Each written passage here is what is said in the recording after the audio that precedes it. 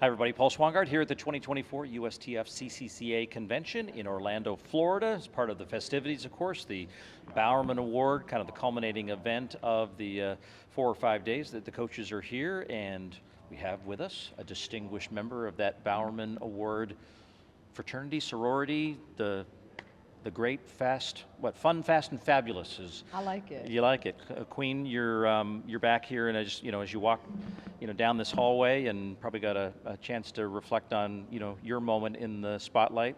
Yeah. What does it feel like to be back? I mean, first of all, it's good to see you. You were a Thank you. familiar face. I mean, I won back in 2010, so any familiar faces I see now, I'm like, hey, okay, I know you. I'm still in the mix. Yeah. But it feels good. I mean, to see the pictures and the videos flashing on these big screens, to see the athletes that are finalists, but even more so to just think back when I was here and the nerves and how exciting it was to be in such great company. Yeah. And it still is to this day. And you're going to be on stage doing the co-hosting thing, and as you prepared for that and kind of, I'm sure, gotten into the stories of the 6 finalists, Yes. What stands out to you of this class of 2024?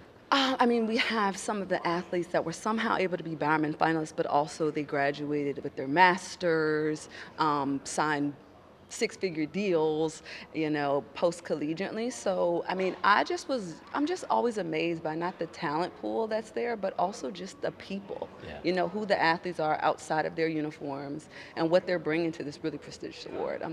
I'm so excited to meet some of them because I haven't met all of them in person. Yeah, and it's a wonderful way that we can shine a spotlight on them. And, again, there's no one in this hall who doesn't believe that this sport has some of the greatest stories and characters and inspirational people.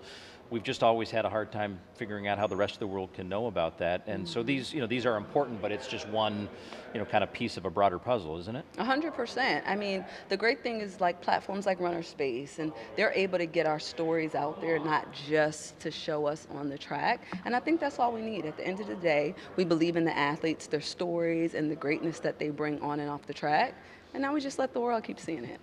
In a similar format to this, last night they had 6 inductees into the College Coaching Hall of Fame. And I missed it. Your coach, I won't say that you tried to be here. It was Yeah. just, you were busy doing what queens do on a Tuesday night. But Dave Chinelli, just, reflect on his impact on your career. Yeah, Coach Chi, as I lovingly call Coach him. Chi. Yeah, hopefully he's okay with me saying that. But like, he played such an instrumental role in my career, on and off the track. I always talk about that because, of course, we talk about our athletic accolades. But at the end of the day, you have to be a well-rounded person. And when you leave college, you're trying your best to bring that to the world. You want to bring, yes, I won 3 national championships, and I was able to be with an ACC championship team.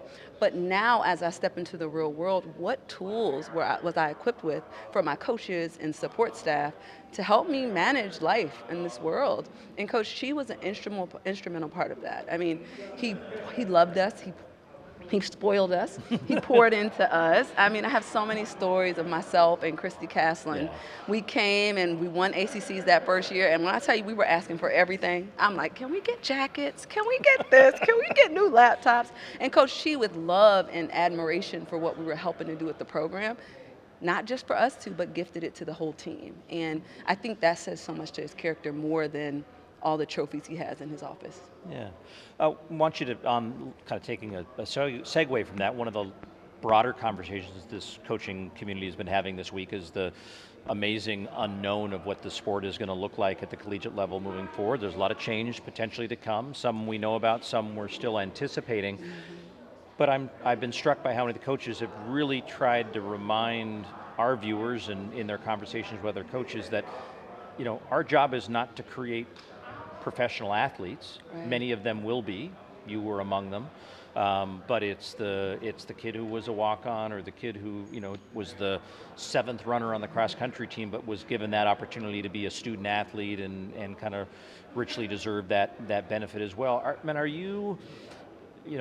We're all lucky. We went through a collegiate student athlete experience that benefited us in our own unique ways. Mm-hmm. But are you worried for the next generation of college athletes? Because there's a lot of change, even though some of that change is going to give a chance for these athletes to be rewarded in ways they ultimately deserve back in your Right. day, right? I was going to say lucky. I mean, we were lucky, of course, but these new athletes are lucky as well.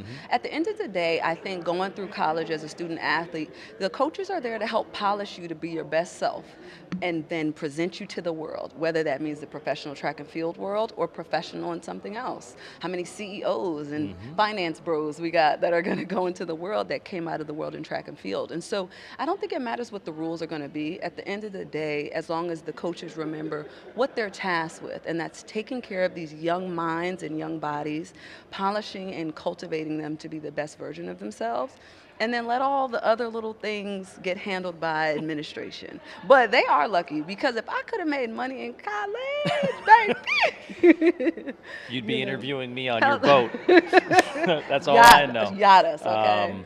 Yeah, I mean, I would say this to only a select group of people. I mean, you are the kind of person that I think had been given that opportunity to kind of have that, moment of NIL stardom, and I think people would have been following you en masse and just kind of enjoying your journey. But there's no regrets, right? I mean, you've had the career of a lifetime. Not at all. There's no regrets. I mean, obviously, like I said, it would be great to get paid, but what I wasn't paid in money, I was paid in so many other ways. I'm so fulfilled with everything that I've had in track thus far and will continue to do. And right now, to me, it's all about pouring into the next generation, especially of young female athletes. We're at this, like, the precipice of seeing female athletes go to this next level. And I love my men, as I said that before. It's nothing against them. But at times, you have to focus on one group, because at the end of the day, when we elevate these female track athletes, it's going to elevate the entire sport as a whole. And so right now, that's what I'm looking into. I'm going, if there's an all-women track meet, I'm going to it.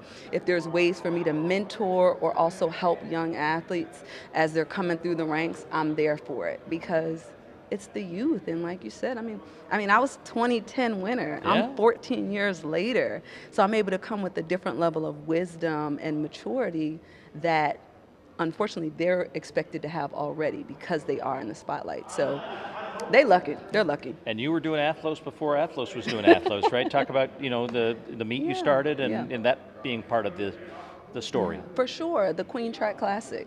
I started in 2017, and the reason why was what people are seeing today. There's so much wealth and so much worth in women's sports. And I'm not saying just about like what they can do in the race times. The amount of women that go on to C-suite positions that were student athletes in college is astounding. And it's because what we learn time management skills, and we learn people skills, and we learn all these different type of things that we take into the next level of what we do after sport. And so for me, it was about investing in our female athletes, our track girls, and saying, I see you. Sometimes it's overshadowed by who's the fastest man in the world, but today at this meet, we're going to focus on who's the fastest woman in the world. And I think it's brought the sport up as a whole. So I went to Athlos this past year, and it was amazing to see the people partying and having fun and supporting and paying these female track athletes. What's better than that? They got paid. They got paid, baby. Yeah. I said, wait a and minute. Megan Thee Stallion, sending us off into the night, and it was it was something like nothing like we've ever seen before, No. and certainly an experiment, and we'll see, how the long-term success of those things are. But I know whatever's happening in that space, I think you're going to be certainly surrounding that. I believe you are officially the CEO of Team Claye, right? I mean, Yes. you basically are in total control, right? We don't say that out loud. Okay. Well, this will not be recorded then or posted anywhere. I mean, I just hope you guys are enjoying the holiday season, and I know with family and all the things that come with that, and look forward to having more conversations with you in 2025, and enjoy the show, and no pressure. You're going to have to make that show stay on time. Yes. Tell John Anderson to Cut the joke. Cut. I was told to keep us on Get time. a secret word, Yes. It's like it will be an amazing show. We'll keep people wanting more, and I just am excited to see where the Bowerman keeps going as well. It is a great testament to our sport that we have something that really amounts to, they say it's kind of the Heisman, but I think the Bowerman has the same cachet, and award winners like yourself will have that for life. Where's your trophy? Oh, it's displayed in our home, Oh. it's an art gallery, and the Bowerman is in there. Like, we don't Nice. play about her. Okay. Nice. I need an invite to see it I sometime. got you. All right. Queen, always great to see you. Thank you, Paul. All right, more conversations with many of our former Bowerman Award winners.